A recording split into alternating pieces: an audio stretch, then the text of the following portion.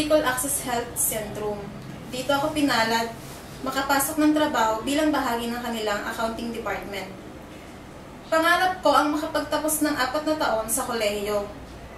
Pero sadyang mahirap sa tulad kong self-supporting student lamang.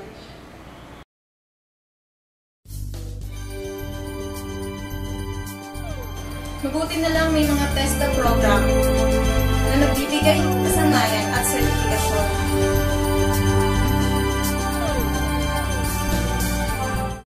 Di ako nagdalawang isip.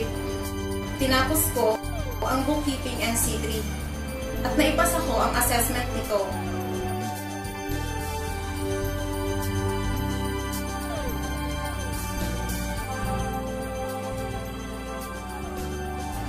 At ito ang nagbigay ng paunahin kong kwalifikasyon para matanggap bilang accounting staff.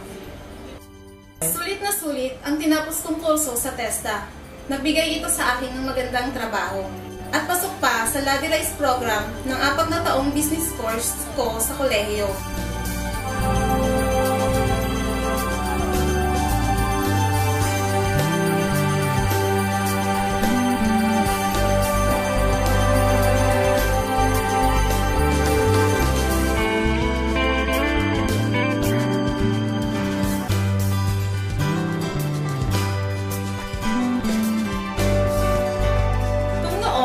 Hirap akong tapusin ng 4 na taong kurso.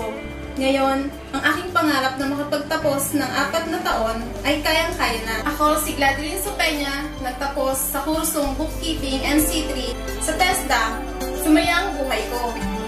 Buhay nyo sa